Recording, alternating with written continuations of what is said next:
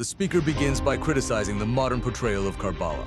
He argues that many speakers today lack the religious dignity, tazih, and appearance suited for the stage. He asserts that the story of Karbala is one of bravery and principles, not a mere show. He reminds the audience that the religion is based on logic and honor, and it should be preached as such.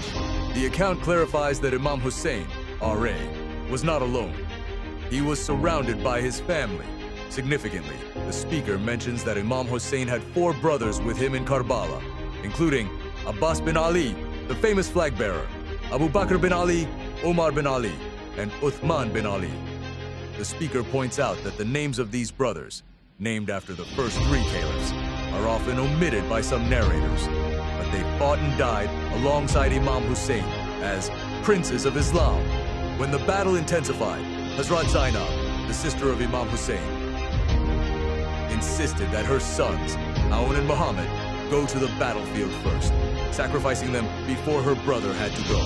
The teenage son of Imam Hassan, R.A., Hazrat Qasim bin Hassan, R.A., sought permission to fight. Initially, Imam Hussein refused, calling him the memory of my brother. However, Qasim produced a written note, a will to Weez, from his father, Imam Hassan, which stated, "Qasim, if a difficult time ever falls upon my brother Hussein, you must be the one to stand in front of him." Upon reading this, Imam Hussein wept and allowed him to go. Despite 3 days of extreme thirst and hunger, Hazrat Qasim fought with incredible ferocity. He did not go out crying. He went out like a lion. He killed many enemies, narrated as 19 in his first charge. He returned to his uncle, calling the enemy army cowards, and remarked that if he had just a few drops of water, he could defeat them all. Eventually, the enemy swarmed him from all sides, and he was martyred by an arrow. Finally, the story speaks of Hazrat Ali Akbar, the eldest son of Imam Hussein. He was famous for his striking resemblance to the Prophet Muhammad, PBUH. It is said that those who had never seen the Prophet would look at Ali Akbar to see what the messenger, PBUH, looked like. When he entered the battlefield, it was a moment of supreme sacrifice. A father sending a son who looked exactly like his grandfather. He fought bravely until he was struck by an arrow in the throat.